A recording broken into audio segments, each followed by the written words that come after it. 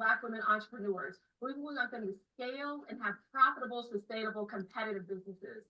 Because the reality is, with Black women-owned businesses, right now their average revenue is $24,000 a year. That is not enough to sustain yourself. Where the average woman-owned business is $142,000 a year. Wow! So there's a really big gap. And our goal is we want our Black women entrepreneurs to get out of that solopreneur mindset and to think enterprise. Okay, so you guys have events coming up that can help all business owners, right? Can you talk about them? All right, folks, we're going to stop it here. And good morning to you. Thank you for jumping in. The name is Ricardo Berries. I'm the chairman for the Global Opportunities Committee of the Atlanta Black Chamber. The Global Opportunities Committee focuses on global opportunity, as our name suggests, and that's actually opportunities from around the world for our members. Some housekeeping: please keep your mic on mute. And if you have a question, we will be taking those questions either in the chat or have you to raise your hand.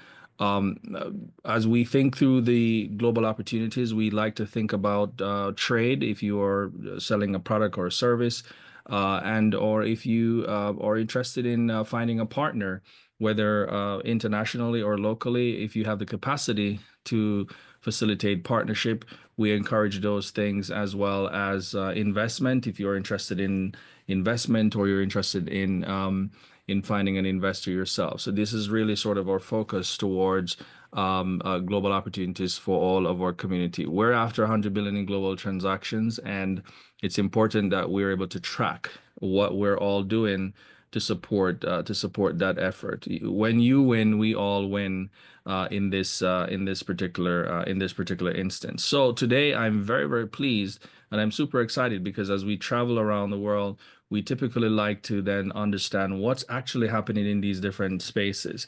And they always say, our people is literally everywhere across the four corners of the world. And it's important that we understand where they are, how to get to them, and how to really lean on the support that they're actually offering. So we've got some special guests today, and I do want to have them introduce themselves. And the way that we're actually going to do this, as we always say, the power will continue, but the hour shall come. And so we will be spotlighting about two of our members, so spotlight a member and spotlight an opportunity. So feel free to just hit me up privately in the chat if you'd like to also spotlight an opportunity. We do have some requests already, so we'll try to utilize those as we go through. So let's get on with it. We have Mark Musinguzi as well as BC Akintayo as our guest. Welcome. Good morning, guys. We're going to actually start with you, BC. Why don't you just introduce yourself? Tell us who you are. It looks like you're in Dubai. You got a very interesting background there, but please go ahead and introduce yourself and tell us who you are. Good morning, everyone. My name is BC Akintayo, and I'm the current MD of GTEC Suites in Dubai and Nigeria and US. And my company actually is a subsidiary of a larger company called GTEX Holdings.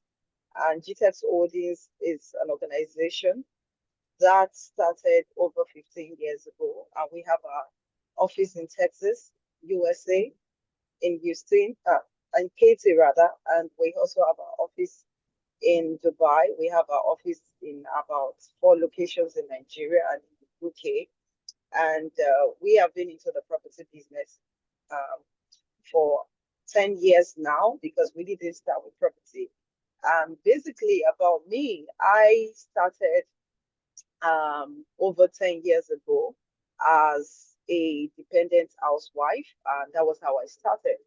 But what actually made me to kickstart my entrepreneurship journey was the fact that I found my why. My why was stronger than myself.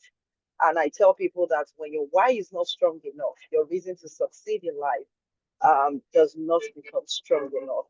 So when I found my why, and my why was beyond just making money for myself and wanting to have the beautiful things of life, and that was when I got up and I said, enough is enough of just waiting every month for a monthly pay slip.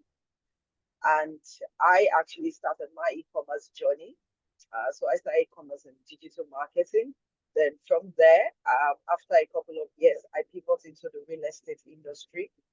So that was how I found myself in the real estate sector in Dubai, in Nigeria. And now we're going to be opening our Doha office in the month of April, also in real estate. But one of the things I'm passionate about is helping women to own their own property before they clock the age of 50. That's one of the passion I have right now. And we're working towards that vision at the moment. Is a vision to empower as many women as possible. And we have different programs which we put together for these women to also be able to learn how to be able to profit through real estate and also have their own either landed property or have their own housing units also from the real estate sector. So I'm very, very keen on helping a whole lot of people to make wealth, to become profitable in their business or via real estate to contribute their income at the moment. And we also have quite a number of conferences in our organization that we do organize. Some of them as speakers like Grant Cardone, John Maxwell, Les Brown, and a couple of other notable speakers, both in the US, in Dubai, and in Nigeria as well. But currently, I'm right now in Nigeria, but I'll be in Dubai. I'll be back in Dubai next week. And I'll also be meeting amazing women, going for a conference as well, meeting amazing women, about 500 of them. Since it's a Women's Month, so we're celebrating women. So that's a little bit about myself. And not to forget, I'm also married with 3 kids. So thank you very much for Well, having me here. thank you, BC, and great work that you're doing in Dubai. We got to come back with you to ask you that sort of question in terms of your connection, obviously back to Nigeria, but our focus is on the Middle East and the and Dubai and so UAE. So Mark, I Yes. do want to get to you for you to introduce yourself. Tell us who you are. You are obviously part of our community, but I'm sure there are lots of folks here who would love to know who is Mark. Yeah, thank you. Thank you so much, Chairman Ricardo. Thank you, everybody. Good morning, good evening, good afternoon from all over the world. It's a pleasure to speak to you today. I'm very excited about the opportunity working with Atlanta Black Chambers. I take this very, very seriously. I believe that networking is the future. You cannot do this thing by yourself. Just a little bit about me. My name is Mark Musinguzika Kitahi. I was born in East Africa, in Uganda in particular. And I, over the years, studied my Bachelor of Science degree in construction project management. So my qualification is actually as a construction project manager. I was in South Africa before I went to Dubai for more than 10, 12 years. I was involved in the real estate space, doing commercial projects for companies like South African Breweries, Rand Merchant Bank, the government of South Africa itself. By the time I left, I was doing a hospital in Soweto as the lead project manager. So naturally, by myself, I've always had the administrative kind of project management role, which allows me to be flexible in different fields. So I've always allowed myself to be flexible in different fields. And when I came back to East Africa to try and bring my skills back home, I found that the industry had not yet developed quite a bit in terms of the professionalism of the project management industry. So I dived straight into the oil and gas industry.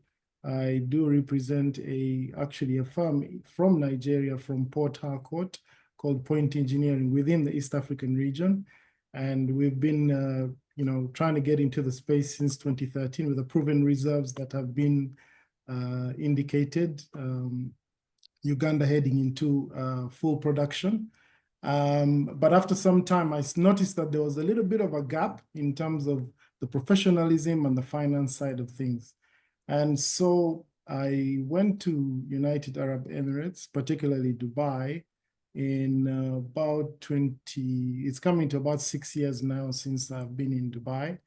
And the main reason for coming to Dubai was for a strategic reason, because it is the center for a lot of business people around the world. It seems to attract a lot of investment around the world because of the economic environment that presents itself for a lot of people. Also, because a lot of people come from different parts of the world, it creates a great networking opportunity there. And so just after COVID time, I partnered with a company from Azerbaijan, a technology company that manufactures IT solutions and IT products for government. So things to do with national IDs, biometric systems, e-gates, border control systems, smart city solutions, smart agriculture. The company itself is called EDRAC Innovation Solutions. We opened up an office with them in Business Bay, which is quite close to downtown, the center, where Burj Khalifa and Dubai Mall are, so walking distance from there. It was more of a strategic reason to be in that space, to be able to network with other business people. We're in a tower called Burlington Tower on the 12th floor, which overlooks the Business Bay. And yeah, so we also use that office mainly for the Middle East as well as for Africa. So we have a few projects that we're currently working on. In Uganda, for example, the National ID project, in Zambia, the border control project, we're working on that. In the United Arab Emirates, we are working on a smart bus stop solutions that we are currently talking with the Roads and Transport Authority in the United Arab Emirates. We also using it as a strategic location for us to see how we can tap into Saudi Arabia and what's going on at the moment in the expansion in moving away from dependency on fossil fuel energy. So in brief, really, that is been my journey leading up to the UAE. It's been a great journey, great opportunity all the time. And I think that being in this network with Atlanta Black Chambers will solidify it all. And there's a couple of people that I would have wanted to be on the chat itself. I have the Deputy CEO of the Foreign Direct Investment of Dubai himself. But this right now, this is Ramadan period, as you all know, for those who are Muslim. So right now, everybody's breaking their fast. You cannot get anybody right now to talk to. But at some point, we shall bring them on board. And I also saw, I think, upcoming opportunities for countries to showcase themselves. I intend to bring some of these key people to Atlanta, since they've already made some road shows within the United States. So this will be quite familiar territory. So it ties in with everything that I intend to do. So that's a little bit about me, and I'm very excited about working with the entire team here. Yeah, no, thank you, Mark, and thanks for serving. I mean, you know, obviously, the work that you're doing out there in the Middle East is crucial. I want to ask you, just so starting with you before we go back to you, BC, why the Middle East? Like, why, you know, why did you choose, you know, obviously you're from the continent of Africa, but of all the places that you could actually go, why did you choose the Middle East? Why did you choose UAE? To spend time and to build a life around and to seize those opportunities there? Yeah, thank you.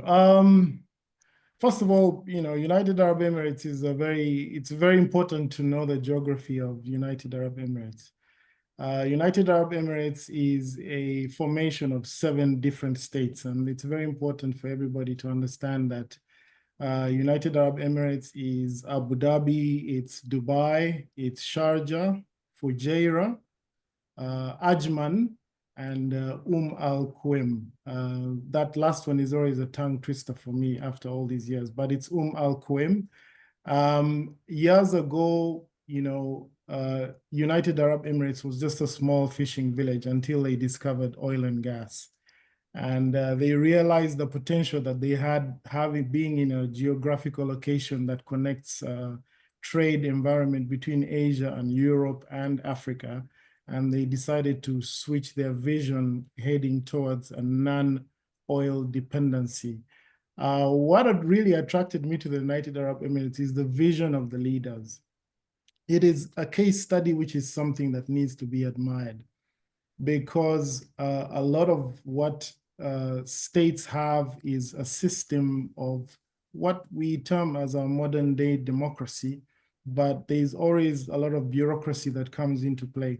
Most of these states in the Middle East, most of them are monarchies. And so you find a lot of bottlenecks that you will normally find in other governments which have a democratic system, that decisions are made much quicker. The vision of the leaders is always on a long-term basis.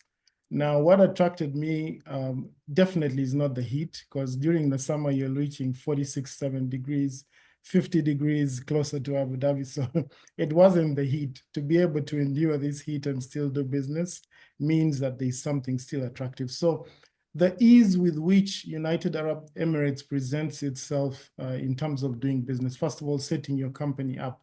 The systems are all in place. The government assists you from step one to the very last step. Everything is straightforward. You get your trade license within a couple of days. You get your partner visa within a couple of days. And once you're set up, you get full support from the government itself. It's very rare around the world to find government support like where United Arab Emirates is. And the beauty about doing business in United Arab Emirates is the openness in terms of ideas and creativity, innovation and expansion that is embraced from all forms of the world. You rarely find discrimination if you are bringing value to the table. They value people who are bringing value to the table. Culturally, of course, it's a totally different thing that we can talk about a little bit later. But for me, the main attraction was the government's commitment to help people set up their businesses in the most precise, concise way, in a very quick manner, to set you up as soon as possible, to get you up and running. Of course, there are other incentives which are great working in the UAE, like tax-free income. Who wants to pay tax on their salary? Nobody likes to pay taxes on their salary. So you find structures like that. There's 0% tax on your income in the United Arab Emirates. It used to be 0% corporate tax as well a few years ago. However, over time, there's a little bit of pressure that comes from European Union and American governments to try and comply with international standard to enforce a little bit of a tax system. So when you earn more than $100,000, for example, as a corporate in the United Arab Emirates, you'll be charged only 9% tax, which is still much lower than most of around the world. So for a lot of people, it makes a lot of sense. I like the lifestyle as well in Dubai. There are different sectors, obviously, in Dubai. There's the workforce that's behind the scenes that BC had actually earlier talked about. That a lot of people do not know about, but there's opportunities in every areas and every sectors of the economy. So there's a place for everybody, from the multi-billionaire to the middle income earner to the lower. Everybody has the position in which they can find themselves and fit in. Yeah. Yeah, no, thank you. Thank you for sharing that. You've spoken some key words there that I'm going to come back to you on. And I wanna remember the 7 states, because of all the 7 states you mentioned, the only one I know about is Dubai, and probably have never actually heard about the other ones before. So we want to make sure that folks know that it is a conglomerate of states, but Dubai is I suppose the leader. But BC, I want to come to you because I also want to understand sort of what brought you in choosing, what made you choose the Middle East, and which of the states are you? Are you also in Dubai? Can you speak a little bit about why did you choose to go into Dubai to work on those opportunities that you are currently working on? Thank you. So just exactly like what Mark said, was basically the vision of the leaders. Their vision is such a way that it's magnetic, that when you go to Dubai, Dubai has a way of, if you go to Dubai for the purpose of just tourism, it has a way of making you glued to the economy. You just fall in love with the economy based on the vision of the people who run Dubai itself. And vision is key in everything anyone does. So for us, we've been in the real estate sector. in our own country, and going to Dubai and seeing the architectural design, how real estate is being done there, how businesses are being allowed, and Africans are also being supported to grow, was also one of the reasons why we decided to move to Dubai. Now, the second reason also, which was also paramount, was also the fact that we saw an opportunity for both Africans in Dubai and Africans in diaspora, but not just basically Africans, but Africans were the number one priority to be able to make themselves wealthy via the economy of Dubai. Dubai has a way of helping you to either make money or to spend money. So for those who want to make money, we saw an avenue for them. Now, why did I say for those who want to make money? Depending on the country, um, some people are joining from, for instance, if you're joining from the US, you're joining from UK, you understand what it means to pay property tax. You understand what it is to actually make sometimes 4% on your investment or 6% on your investment in terms of property returns. And looking at Dubai real estate markets, how the Dubai real estate started with just a vision of turning sand into just gigantic cities, and a vision of making Dubai one of the top economy in the world, one of the safest economy in the world. And looking at that, a lot of people who actually might have heard about Dubai, or some people who have visited the country or who knows about investments in such a country, would agree with me that you do not need to pay any form of property tax on your investment. And of course, the ROI is massive.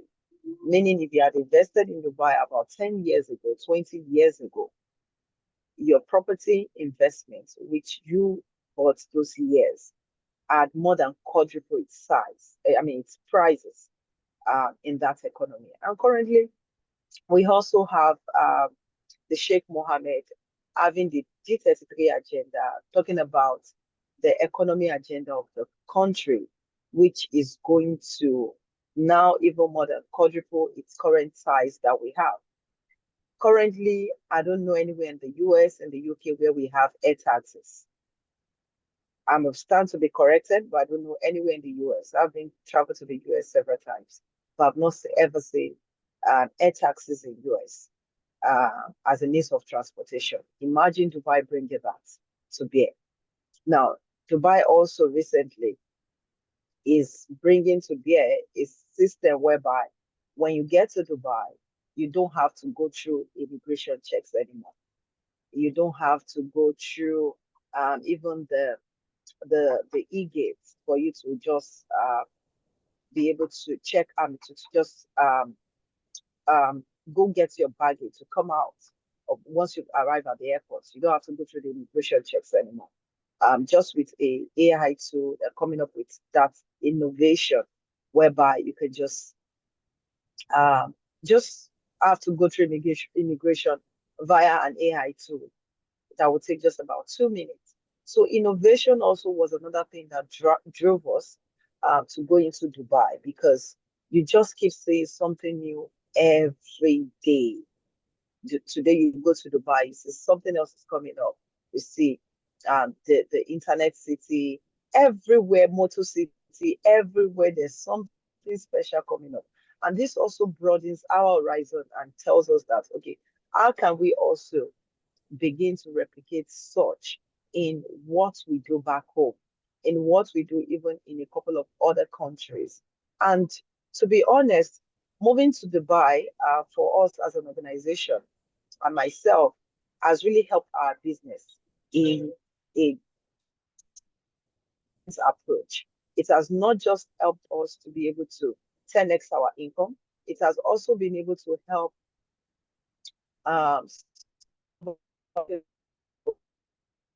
to people their income as well via their investments in this country.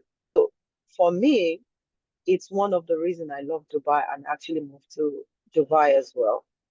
Sometimes I'm in Dubai with my children. We go to the park. If I'm at work during the day and I want to make it up to them, I take them to the park around 10 before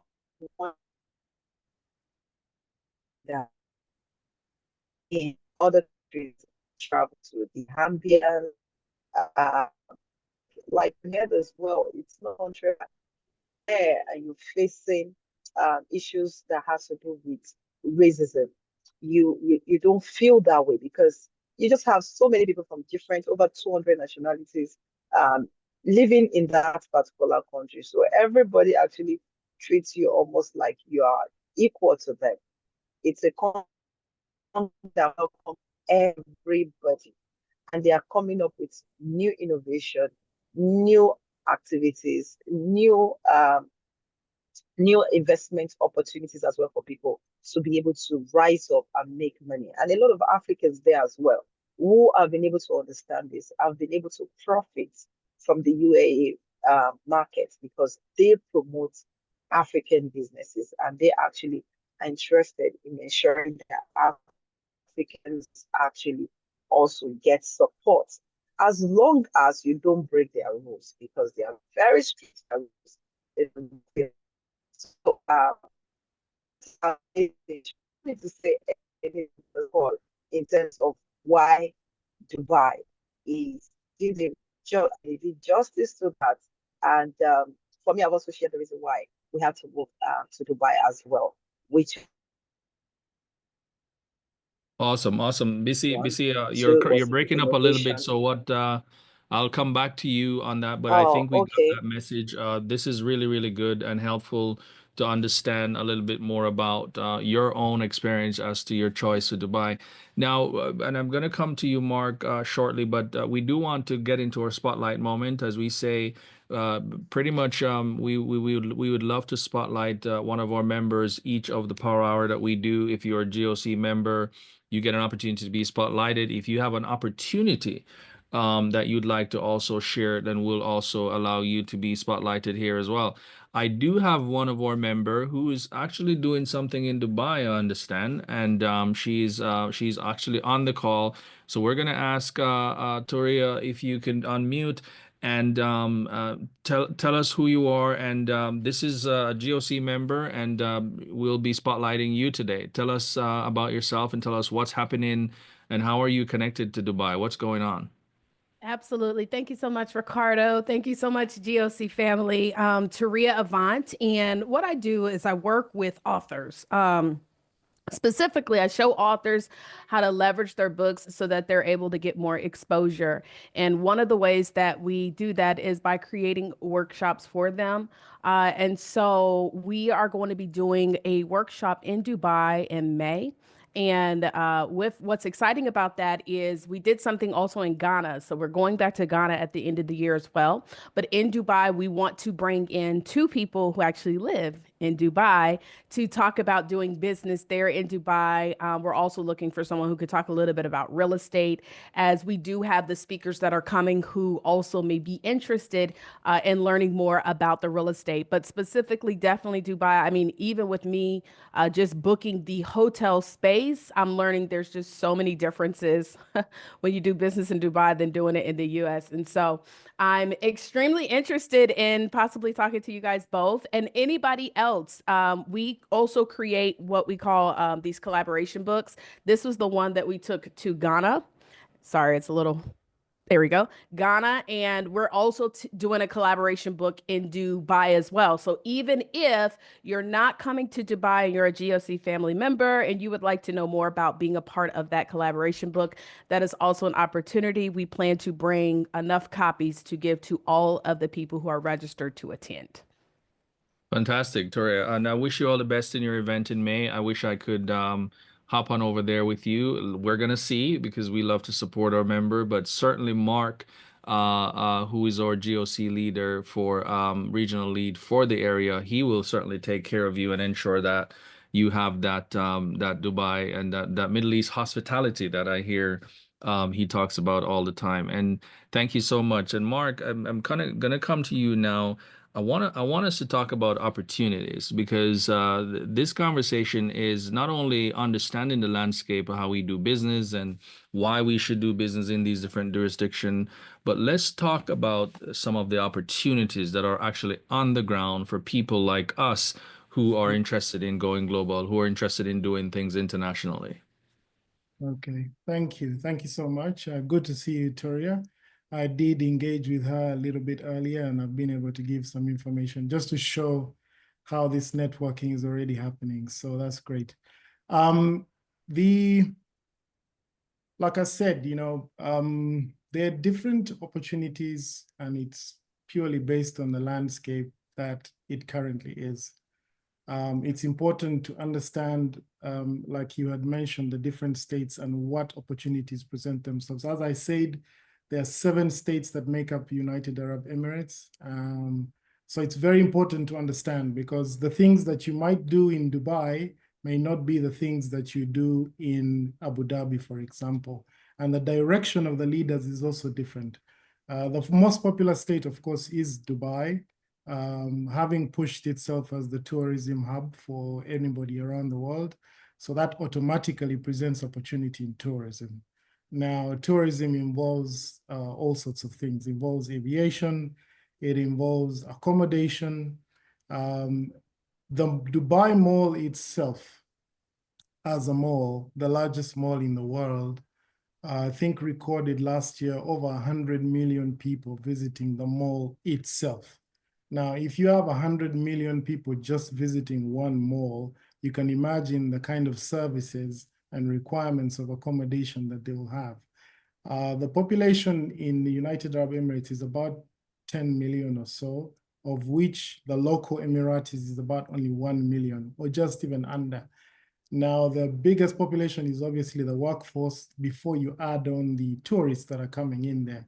So what happens in peak periods, there's never enough accommodation, and the rates will go very high. You might find a room rate in particular month, in a hot month, that maybe will cost you $100 at a time. And then you come back to the same place in December, and it's $1,000 per night. And it's just will go driven by demand.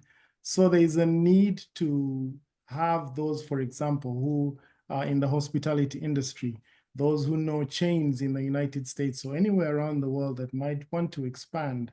The big corporates in the hospitality industry have all moved into United Arab Emirates because they know the likes of Hyatt, the likes of the Marriott Group, the likes of a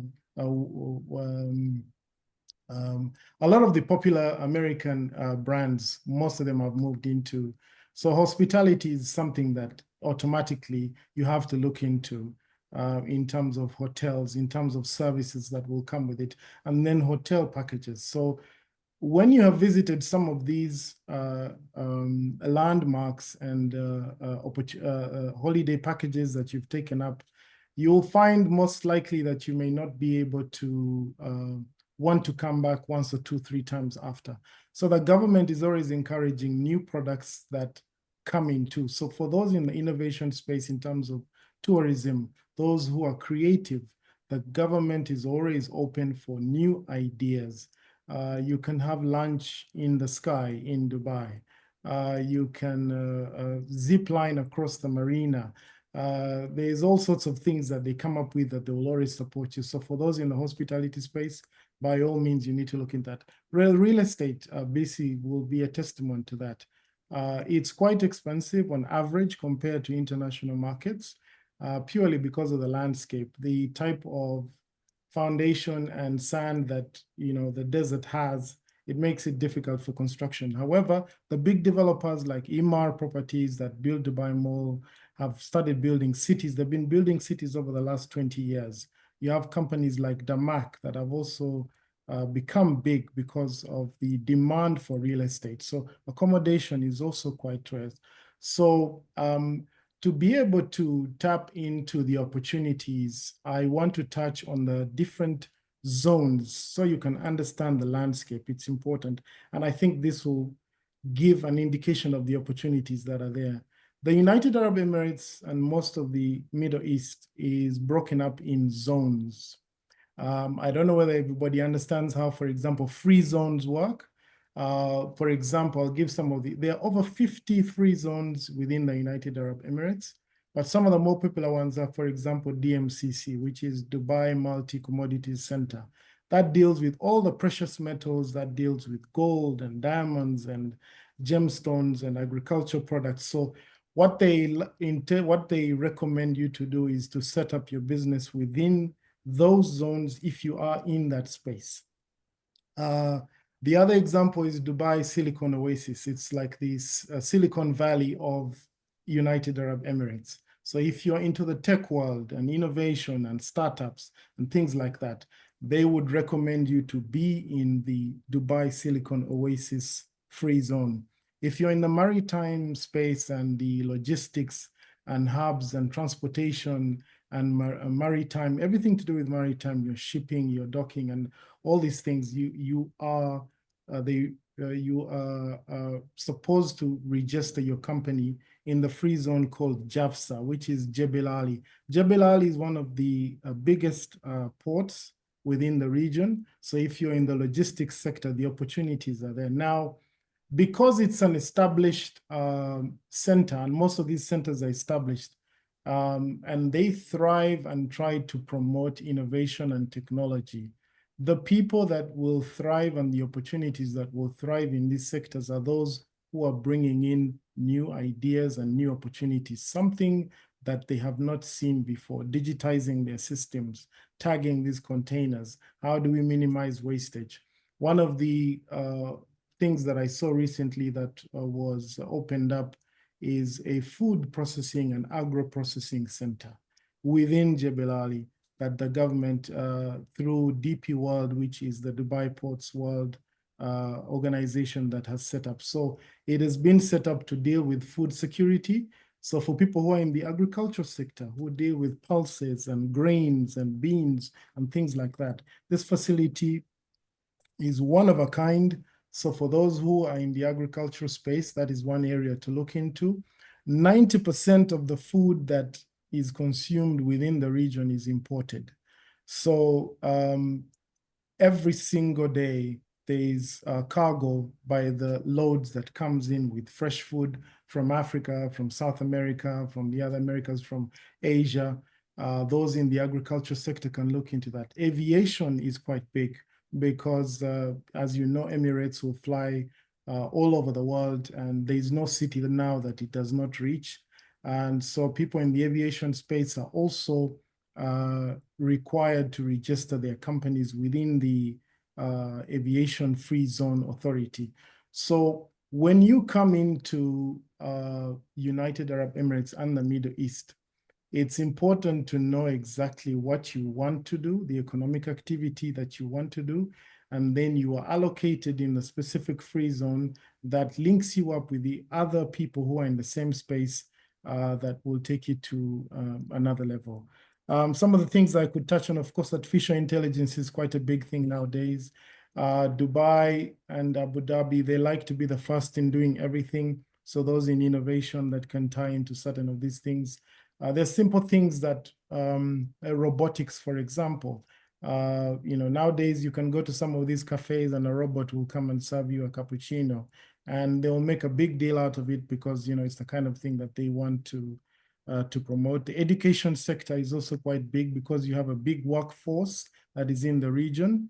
And so education space and those who are coming up with new ideas, they're moving away from traditional type of education. So people who are coming in with more practical type of education for the youngsters, for the startups that are coming up is very encouraged. Let me try and think of, the other state, for example, like Ras Al Khaimah. This will be the first of its kind in Ras Al Khaimah. That is one of the other states. They're building this will be the first casino based on the Sharia law or the Islamic laws. This was not allowed before. But in Ras Al Khaimah, they're building one of the largest casinos that will be in the region. So again, that ties again into hospitality, real estate, because a lot of people will be coming from China, from the United States who like gambling and things like that. So they have their needs, they have their services. And so Healthcare is also quite important, especially in Dubai. They are moving away. They have an initiative called, I think, Dubai 2030 Beyond Oil. And so, technology within the healthcare sector is an area that, they're looking at pushing innovation. So if there anybody in that space, you're more than welcome to contact me, and we will put you in touch with the right people. Infrastructure, logistics, it's quite a bit. You're dealing with multi-cultures and different people from all over the world. So yeah. Yeah, that was extensive. Thank you, Mark. I mean, so many different opportunities. When you have a space where you've got 100 million people coming through, and you've got workforce, it doesn't matter what the business that you're in. There is an opportunity for you to be able to serve. So it's really a matter of leaning in. Bissy, I want to come to you because you're also professional service providers, like many of the folks who are on the call. They don't actually have a tangible product, or they don't sell particular equipment, etc. But they may be in real estate as a professional service providers. Some of them are in the education space. Some of them are just consultants, and some people are in tech. But by and large, professional service. So I want you to feel free to touch on any opportunities that you feel folks should really be thinking through. But mainly, I want to ask you about the culture. So the cultural difference and the cultural experience. How have you been dealing with the cultural nuances that exist in UAE? Basically for me. Yes, go ahead. We can hear you. Please, can you hear me clearly? Yes, we can hear you. Go ahead. Okay, so basically for me, I've not had any challenge in terms of the culture biases or something over there in Dubai. I've never experienced it. I've always had amazing experience with either the Lebanese, either the Emirati, either the Indians, and a couple of other people who actually I have actually had relationship with over there in terms of culture.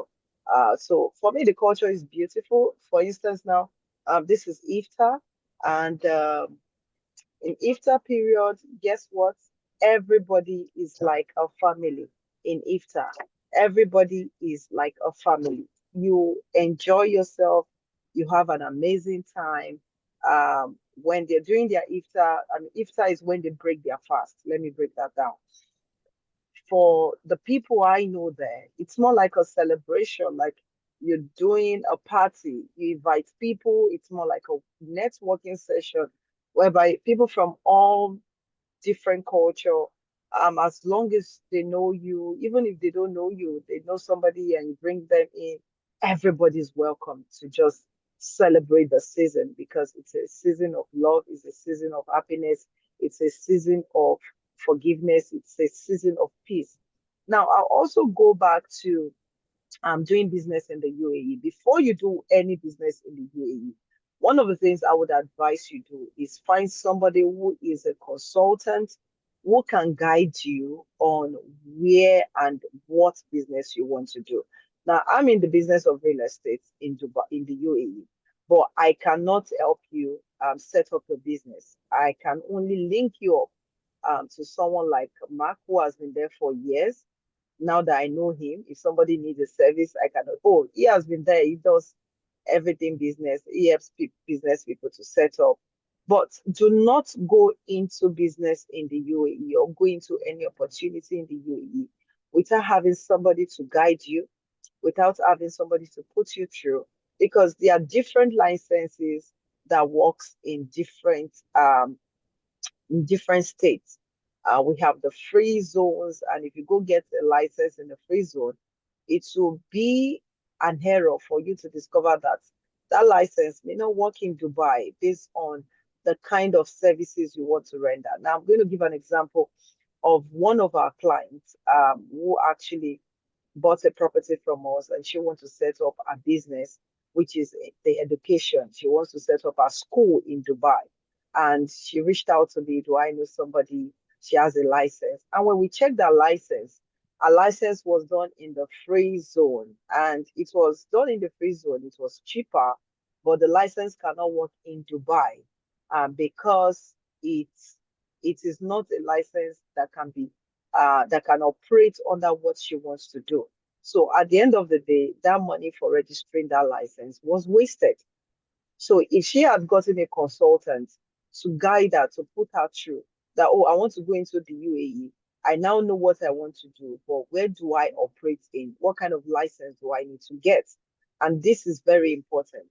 Do not go into another man's country without knowing what operates there, because what operates in the US and the UK is different from what will operate in that particular country. So you need to find somebody to guide you there. Now, for me, I also would say that one of the areas which will sell more also in Dubai, aside from what Mark has mentioned, is the digital marketing. A lot of people in Dubai need this service. Digital marketing would really sell big time. I know of people who actually are in that sector and they are cashing out because the real estate sector, they need them. The consulting sector, they need them. Everybody basically who is into business, who wants to grow their business, needs a digital marketing organization to help them promote their business, for them to get more sales, for them to get more clients, to reach more international people. So if you know you're good in that space, you can also consider that in the UAE. You can consider going into that massively. Also, all the things Mark has mentioned, you can consider that.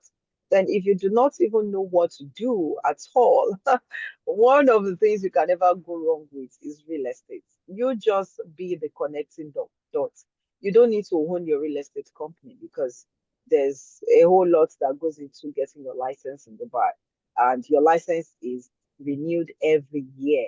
So it's not that, oh, I have my license, I can operate on my license any day, anytime. No, you have to renew your license every year in Dubai. So all you just need to do is to connect the buyer and the seller.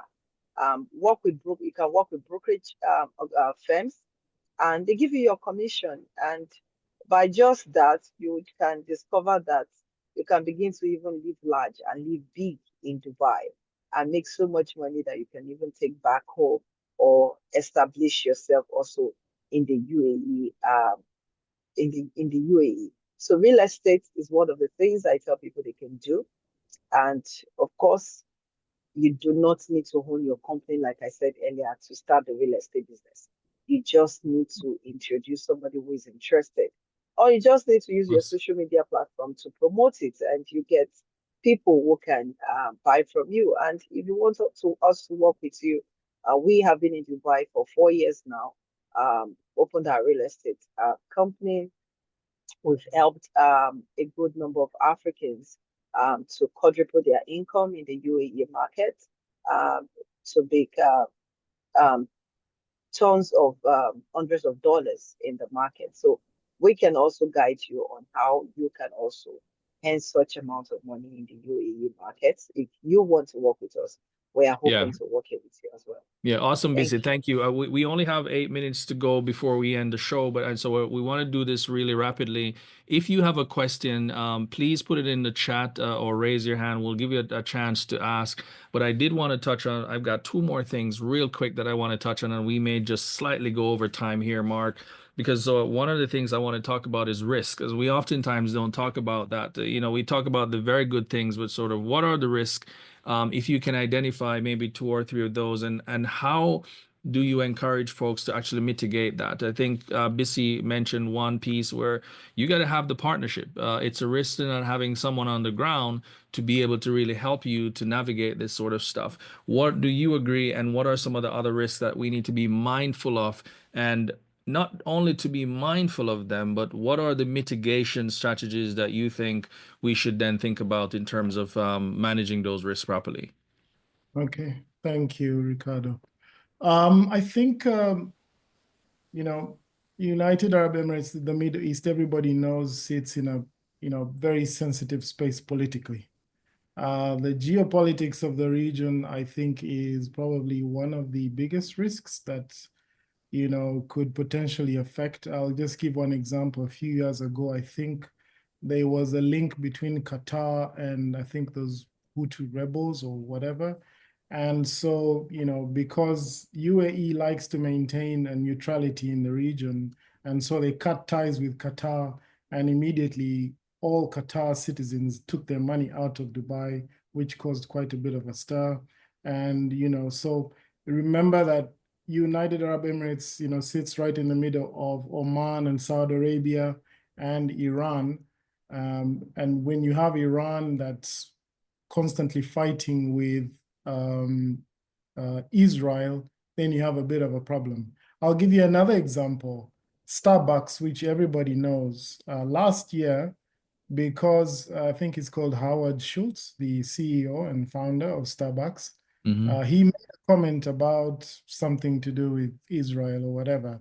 And the Arabs themselves, because they lean more towards the Palestine people, they boycotted all his cafes in Dubai, and they pretty much were empty most of the time. So geopolitics plays quite a big role in there. I think the other aspect that you kind of touched on earlier was in the terms of culture. We have a few cases that we've seen over the years because, United States is quite liberal in its approach and in its lifestyle, in how people want to do things. And so we've seen a few people who have been arrested doing very silly things which are not allowed. So it's quite important to know exactly what you're doing, where you're doing, and at what time. Like right now, during the fasting period, you're not allowed to eat, for example. You're allowed to show certain respect, or women are supposed to dress in a certain way. But on the business side of things, also being under a monarchy, like they do not need to consult a bigger majority of the population when they make decisions. They will send out a media message that it's 9% corporate tax, and you have planned your figures for 1 year in advance, and then all of a sudden you're making more than $100,000, then you have to pay 9% tax. Or you may try to put your salary because it's not taxable. You say you're earning $5 million a year and you put 4 million as your income. You're not going to get away with it anymore because now there is an enforcement from a bit of pressure from the Western world to have tax reforms and put systems in place. I think for the American citizens, the other risks that involved is that I find that the banks, they always ask they ask, is this an American citizen? Because they know they have to submit your records to the IRS in the States. So you may earn your 0% tax in the United Arab Emirates, your income, but then you still have to file your returns to the American government and pay taxes, irrespective of where you are around the world. So those are some of the two things that stand out for me are those compliance issues when it comes to the type of citizenship that you have, and also the geopolitics of the region. Those to me are the two that stand out. And of course, thirdly, the decision-making of the monarchies. One other example, the Kenyans, I think at some point supplied gold to the Sheikh Mohammed, the ruler of Dubai, and I think they scammed him at something like $5 million. And he almost canceled all their visas. So you get things like that, which are quite sensitive. So you have to know the position, obey the rules, and put in buffers within your economics for changes that might come up that you've not factored in. So that's... That's great. Thank you, Mark, for sharing. Does anybody have any question? Would you like to raise your hand? Would you like for us to take it now as we wind down here? The hour is coming up on us. We only have a few more minutes, and we'd love to then say to you, if you don't have any questions, we've posted a link in the chat. We want to know how we are doing with respect to these conversations that we're having. Is it helping you? Is it helping you with more information? Are you looking for more? What else can we actually do? Feel free to fill out that survey. Samuel shares us in the link. You have our contacts in there and how to actually get in touch with us. I have one more question for guests that I'll be asking both of you. But folks, and folks yes, we're going to get to Mark in terms of how we can contact you out there. But feel free to follow us on our social media. If you need to rewatch this is going to be posted on YouTube shortly. Follow us on YouTube, subscribe there to be notified when we actually have this information. I think one question real quick, guys, is coming in.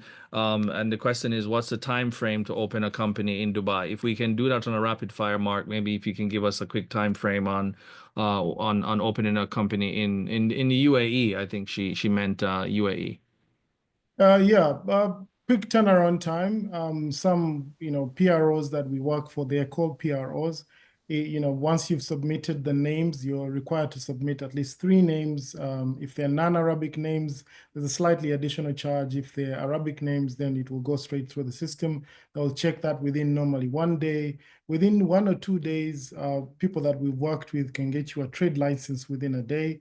And then that gives you a process going into now applying for your visa. You're given an establishment card. You have to get what they call an Ijari certificate with your rental agreement and get an office space or a virtual office space. So all that time you're looking at between a 5 to 10 day space. If you have to wait for your Emirates ID, you have to do biometrics. You have to go and submit they do medicals on you. They take your blood, they do your checks on you for HIV most especially, and they will take your biometrics, your eyes, your fingers. So you're looking at a process between 5 to 2 weeks to be able to have everything up and running. Then the bank account processing can begin after all that documentation is done. Yeah, well, awesome. Well, finally, guys, any last remarks that you may have, BC, and Mark? Maybe we start with BC as we wrap this up. Any final remarks and maybe one piece of advice? You've been in business for years. You've been successful in your own rights. One piece of advice that you can give to those who are on the call, who are actually listening and saying, I want to be able to do this. Maybe I'm scared. I don't know what's the first step I should take, etc. But if we can quickly just take 30 seconds each of you just to talk about your final remarks, but just one piece of advice as we wrap this up. BC? Okay, thank you very much, everyone, for having me here. So what I would say is starting a business or moving to a new country can be quite daunting, but one of the things you need to understand is take it just a day, just every day. Just make sure that you're working on the business, you're working on yourself to get better, and do not allow failure in starting up to make you feel that is the end of the business, or you will never succeed, or you'll never do better. Just ensure that when you get into that location, find your community, find a community of people you also belong to the same kind of business, and try to learn from them, try to get advice from them, because they have been better, or they are better off to advise you on what to do than you who is just coming in to start. So I would advise that you do not see whatever failures which you have had in time past to also limit you from going forward. Because if you look at every wealthy individual today in billions of dollars, they have more failures than successes. And Awesome, awesome. Champion. So awesome. I I think believe. BC, I think you're breaking up a little bit. You're breaking up a little bit, but I think we got it there. Mark, real quick for you, any final remarks and your final advice?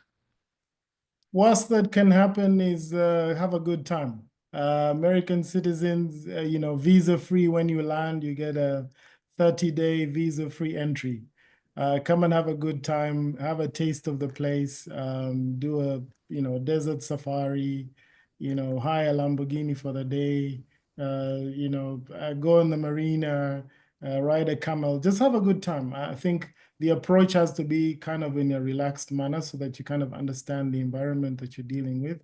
But I think if you want to do business globally, you have to consider the Middle East. You have to consider United Arab Emirates, because this is one of the most safest countries in the world. You leave your money in taxis, and there are cases, you can look them up. $1 million, you leave them in a suitcase, and the police will return it to you. I've left my phone on a ledge on the streets before, and I found it there 2-3 hours later. Safe country, have a good time, and then we can branch out. I think that United Arab Emirates geographically is well positioned. If you're serious about doing business globally, you need to consider setting up something here if you want to go global, because all the infrastructure is set up right here to do business globally. Yeah, thank you. This is a great way, Mark, to end.